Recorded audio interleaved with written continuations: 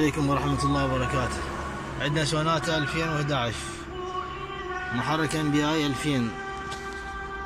الجير مالها بس ترجع باك، ما تجي لي قدام، ما تطلع لي الامام. هسه دقينا حاسبه راح نشوف العطل مالها وين، بيا مكان نشوف العطال مالتها. هذا المحرك وهذا الجير، هسه نشوف المشكلة وين مالته. طالنا هاي العطال، هسه نشوف شو الوضع مالها شلون.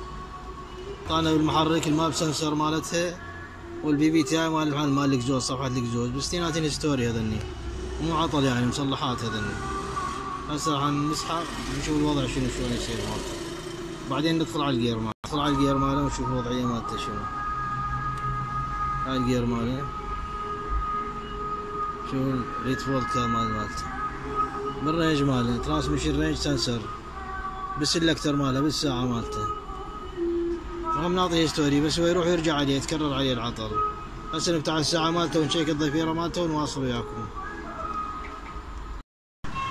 راح نفتح السلكتر مالته، الساعة مالتها سلكتر، ونشيك الضفيرة مالته ونشوف الخلل وين باهي السيارة. السلكتر ماله لقيناه كله ما يناقع، هذا بلشنا السلكتر ماله لقيناه كله ناقع. هسه راح نقبضه ونحط جريز ونرتبه. نرجع هسه قعدنا الفيشه بوحدها ورا ما فلشناها نظفناها. حيدر بس بدرنا في يصفر لي، خلى ارقام نشوف اللي يطلع عن كلهن.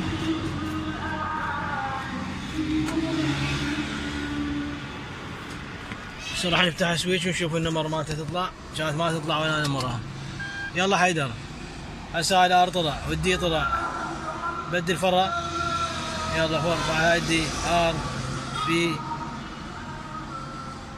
بعد رجع بعد حيدر. تمام تمام، هذا كلش تمام. هسه كملنا شده تركيبه، راح نشوف النمر هسه، راح نشغل ونشوف سلكتر مالته تبليلات تطلع النمر كلها. السيارة قبالها راح نشغلها، يفتح لنا سويتش، طلع البارك مالها، راح نشغل، شغلنا تمام.